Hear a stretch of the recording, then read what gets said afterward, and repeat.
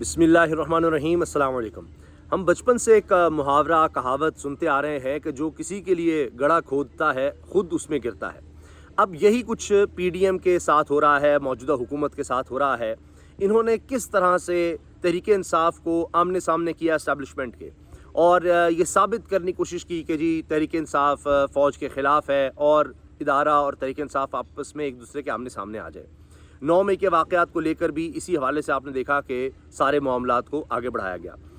अगर आप अली मोहम्मद ख़ान साहब की रिहाई देखें और उसके बाद उनके बयानात देखें तो आपको अंदाज़ा होगा कि अब भी तहरीक इंसाफ में ये सोच पाई जाती है कि जी हम इदारों के साथ टकराव नहीं चाहते। इमरान खान साहब कई दफ़ा ये बयान दे चुके हैं कि जी इस तरह से लगता है कि जो आर्मी चीफ़ हैं उनको ये कहा गया कि पता नहीं मैं आके क्या कर दूँगा, तो उनको हटा दूँगा या क्या कर दूँगा, मेरा कोई ऐसा इरादा नहीं। ये सब बातें होती रही हैं। अब आप ये देखिए कि हुआ ये है कि निगरान सेटअप के मामले पर अब बात बिगड़ गई है और चीज़ें इस नहज पर आ गई हैं कि अब तो बराह रास्त ऐसा लग रहा है कि हमले शुरू कर दिए गए हैं। और उसमें पेश हैं ख्वाजा आसिफ साहब। ख्वाजा आसिफ जब से वज़ीर दिफा बने हैं या मौजूदा सेटअप में आए हैं, बल्कि इससे पहले भी इस तरह आपको तसलसल के साथ मुसलसल इंटरव्यू देते हुए नज़र नहीं आए होंगे। अब तो वो मुसलसल इंटरव्यूज़ दे रहे हैं, कभी एक चैनल कभी दूसरा चैनल, और वो बहुत तरीके से मुसलसल इस्टेब्लिशमेंट को निशाना बना रहे हैं कि जी 2019 में हमें ऑफ़र की गई, फिर हमें 2021 में ऑफ़र की गई, पहले पंजाब फिर सेंटर भी। ये सब बातें क्यों? कि वो ये साबित करना चाह रहे हैं कि हम तो लाए गए हैं, हमें बिठाया गया है। अब कहना ये चाह रहे हैं एक दबाव किसी कैफियत है कि जी हमारी बात मानी जाए, वरना हम सब कुछ एक्सपोज कर देंगे, सब बता देंगे। इसी में आप देखें मियाँ नवाज शरीफ साहब की वापसी नहीं हो पा रही। आप बयानात देखें, राजा रियाज अपोजिशन लीडर है जो कल तक नून लीग के टिकट के लिए भीख मांग रहे थे, अब वो कहते हैं जी इलेक्शन 2 साल के लिए भी आगे चले जाए, मैं टेक्नोक्रेट का नाम दूंगा, इकोनॉमिस्ट होना चाहिए। तो वो किसकी जुबान बोल रहे हैं? मामला अगर इलेक्शन कमीशन तक गया तो जाहिर है कि फिर हुकूमत से हाथ से निकल जाएगा और फिर इनको भी लगता है कि गेम शायद कहीं दूर निकल जाए। अब आप देखें, बहुत गौर तलब चीज़ ये है कि ख्वाजा आसिफ साहब ने जो मंसूर अली खान साहब को इंटरव्यू दिया और जिसमें ये सारी उन्होंने बात कही कि जी 2019 में और फिर 2021 में हमें ऑफ़र थी और जनरल बाजवा की मर्ज़ी के बगैर नवाज शरीफ साहब बाहर नहीं जा सकते थे, सारा कुछ वो उस पर डालना चाह रहे हैं, इस्टेब्लिशमेंट की तरफ डालना चाह रहे हैं। तो ये एक प्रेशर टैक्टिक है कि जी हमारी बात मान लें आप निगरान सेटअप के लिए या दीगर मामलात के लिए, हमने आपके लिए इतना कुछ कर दिया है, वरना हम और बहुत सी बातें कर सकते हैं या इस तरह से। तो ये मियाँ नवाज शरीफ साहब की वापसी नहीं हो पा रही, या ये भी कहा जा रहा है जी जो वादे थे वो नहीं पूरे हो रहे, तो उस वजह से अब ये सब किया जा रहा है। बहुत से लोग कह रहे हैं कि देखें शहबाज शरीफ को, अपने भाई को वज़ीर आज़म बनाना जो है वो महंगा पड़ गया नवाज शरीफ को, क्योंकि वो तो बहुत ज़्यादा फर्माबरदार साबित हुए हैं, भाई के नहीं इदारे के, और लिहाजा वो फेवरेट हो गए हैं। अब नवाज शरीफ की भी जगह नहीं बन रही, मरीम साहब की जगह नहीं बन रही, और मरीम नवाज की खामोशी, नवाज शरीफ का मुल्क ना आना, ये सब साबित कर रहा है। कोई आप तहरीक नहीं देख रहे नून लीग में, कोई एक्टिविटी नहीं देख रहे नून लीग में, ये सब चीज़ें बता रही हैं कि जी मामलात ख़राब हो गए हैं। और जब बराह रास्त एक बात की गई है ना, वो मंसूर अली खान साहब ने अपने वीलॉग में बताई है। वो कहते हैं जी कि जब मेरी दोबारा ख्वाजा आसिफ से बात हुई तो कुछ मज़ीद ख़बरें भी उन्होंने मुझे दी हैं। यानी ख्वाजा आसिफ यहीं तक नहीं रुके, यानी वो इस्टेब्लिशमेंट को जो बदनाम कर रहे हैं या उनको ख्याल आ गया ये किस तरह हम लाए गए बिठाए गए, तो माजी में भी उन्होंने किया है। तो अब उसके अलावा भी उन्होंने मंसूर अली खान से बातें की हैं, और मंसूर अली खान साहब कहते हैं जी वो बातें अभी तक मीडिया में नहीं आई। ख्वाजा आसिफ ने कहा मैं अपनी बात पर कायम हूँ, हमें अप्रैल 2019 में पहली ऑफ़र हुई और कहा गया अभी पंजाब ले लें, और दिसंबर में विफाक, और फिर 2021 में दोबारा राब्ता भी हुआ हमसे मार्च में। और फिर वो कहते हैं कि जी हमने तो क्लीन चेक यानी ब्लैंक चेक दिया, जो एक्सटेंशन थी बाजवा साहब की उसमें वो ब्लैंक चेक था, हमने कोई मशरूत नहीं किया। ये सारी डीलिंग शीलिंग करते रहे।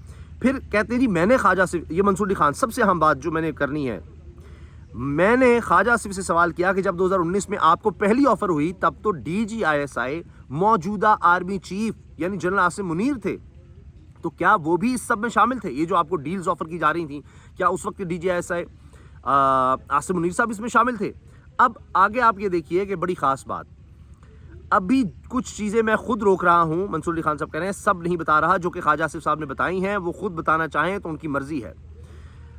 अच्छा, जब पहली ऑफ़र आई तो मैं GT रोड के ऊपर गाड़ी चला रहा था। अब ये वो बता नहीं रहे, यानी उन्होंने मौजूदा आर्मी चीफ का नाम नहीं ले रहे, लेकिन अब जवाब देखिए किधर है कि जी GT रोड पे गाड़ी चला रहा था तो मुझे फ़ोन आया कि आपने फ़लाँ जगह पर आना है, اور نون لیگ کے مزید دو رہنماؤں نے آنا ہے اور بھی وہ بھی آپ کے ساتھ ہوں گے. جو دو نام ہیں ان میں سے ایک اس وقت پاکستان میں نہیں تھے اور دوسرا نام ہے وہ اس وقت اسلام آباد پنڈی سے بہت دور تھے, تو یہ میٹنگ میں صرف خواجہ صاحب ہی شریک ہوئے. اچھا, میٹنگ میں آپ کے کس کے ساتھ ہوئی؟